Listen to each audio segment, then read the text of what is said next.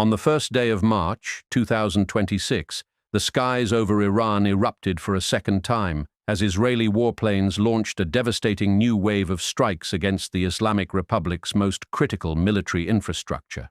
The Israeli Defense Forces confirmed that this second wave specifically targeted Iranian ballistic missile arrays and air defense systems, the very backbone of Tehran's ability to protect itself and project power across the Middle East. Unlike the first wave, which focused heavily on leadership targets and command centers in Tehran, this follow-up operation struck deep into western and central Iran, hitting launch sites that had survived the initial barrage completely untouched. Within minutes of the Israeli military's announcement, Iran's own Mehr news agency reported two powerful explosions rocking the capital city of Tehran, confirming that the assault had penetrated Iranian airspace yet again. The strategic logic behind targeting air defense systems first is a doctrine America pioneered in the Gulf War. Destroy the enemy's eyes and shield, and every subsequent strike becomes exponentially more devastating. By systematically dismantling Iran's missile defense network, Israel was effectively blinding Tehran, ensuring that future waves of attacks would face virtually no resistance from the ground below.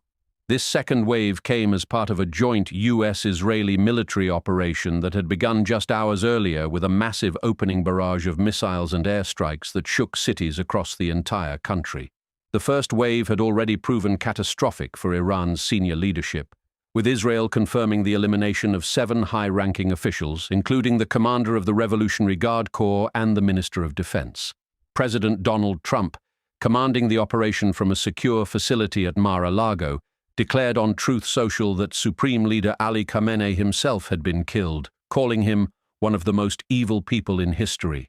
While Iran denied earlier reports of Khamenei's death, satellite imagery revealed extensive damage and thick black smoke rising from the Supreme Leader's compound in the heart of Tehran.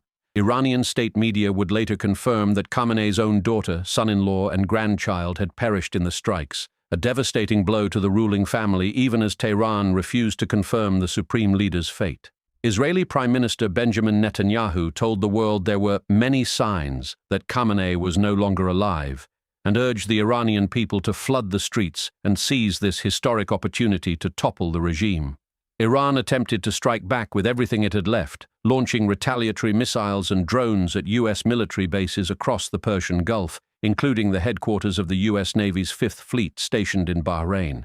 Tehran's counterattack spread across the entire region, striking targets in Kuwait, Qatar, the United Arab Emirates, and launching missiles directly at residential areas in Tel Aviv, killing 1 person and injuring 22 others.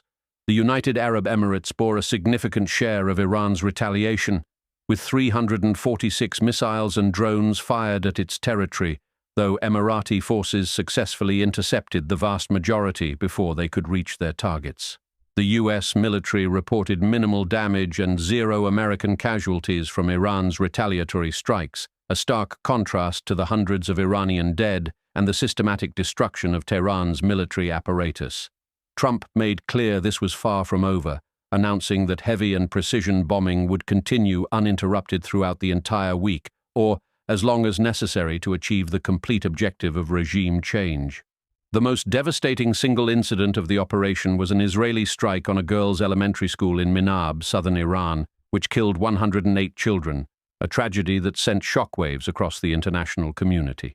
As hundreds of protesters gathered outside the White House and world leaders called for restraint, Iran's foreign minister insisted that regime change was mission impossible, even as his government requested an emergency meeting of the International Atomic Energy Agency. With Iran's air defenses systematically dismantled, its senior leadership shattered, and American firepower showing no signs of relenting, the second wave marked the moment the Islamic Republic's ability to defend itself began to collapse entirely.